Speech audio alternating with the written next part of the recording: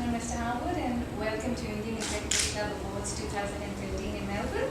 My name is Malvika, Mehta, and on behalf of Indian Executive Club, we're really honored to have you here, and thanks for accepting our invitation.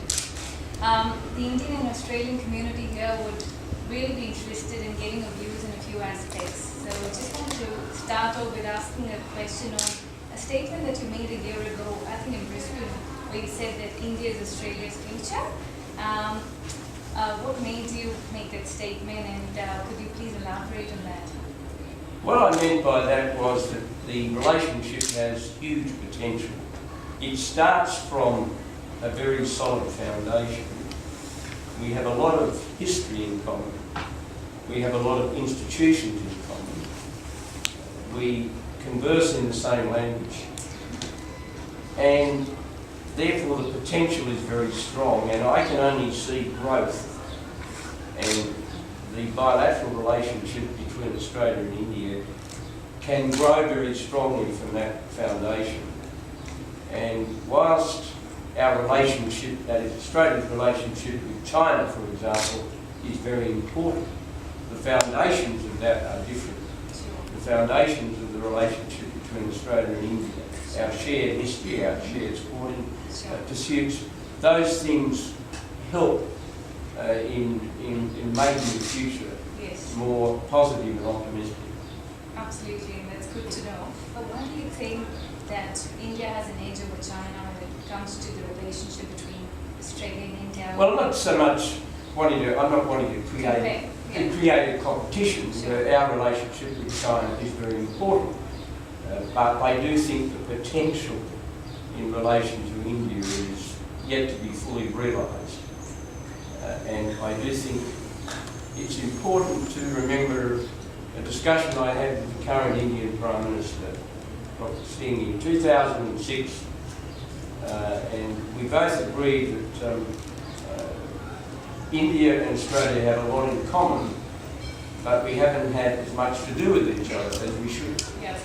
And that is very true. And what is happening in relation to such things as the Indian diaspora in Australia is that capacity, that possibility is now being realised, and the opportunities for economic growth and the educational exchanges, all of those things are very important. Absolutely, and we're glad that as Indian Executive Club, that's what we really aim at doing, looking at those opportunities and realising people that there are common aspects and opportunities.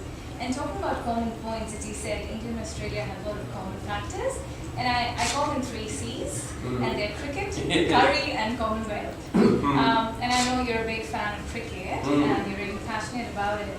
And one person who's from India, who's gained more popularity in Australia is Sachin Tendulkar. And he's actually had probably one of his best records against the Australian cricket team. He's now retired. What do you think about his career? Well, he's had an outstanding career. And anybody who compiles a list of all-time cricketing greats has to include Sachin Tendulkar. Only a few weeks ago, the Wisdom cricket book, to mark 150 years of publication, nominated a World 11 for that period of time. And of course Sachin Tendulkar was in it, and nobody would argue with that. I had some differences with some of the other people who were included, but not Sachin Tendulkar. That's good to know. Nobody would disagree with his inclusion, and I had the privilege of meeting him on 1 or 2 occasions during visits, and he's a very impressive man, as well as being a magnificent cricketer. Absolutely, and I haven't been able to ever meet him in person, but I've heard he's very down to earth. Very down to earth, friendly, sincere man. Yes, that's great to know. And probably another aspect, and probably our last question for now, where Ted Bailey is someone who's really popular with the Indian diaspora here, and he's someone who's really gained that kind of trust from the Indian diaspora in Australia. And now there are talks about he being the ambassador from Australia to India. Do you support that idea? Well, former Prime Ministers don't give public advice to current Prime Ministers. I know Ted Baillieu and I have a lot of respect for him, and obviously the question of Australia's future representation in India is a matter for Mr Abbott and Mr Julie Bishop. I won't buy into it. It really is a matter. So you don't want to give an answer? No, I don't think it's, well, he's a very capable man. Sure.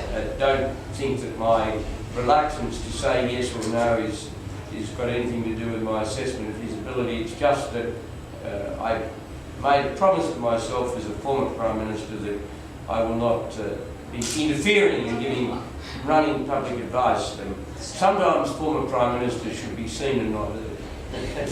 Right. Fair enough. So it's not a no either, right? Well, it's been great to chat to you, and once again, welcome to Indian Executive Club Awards, and I hope you have a great evening. I'm sure I will. Thank you. you. Thank you.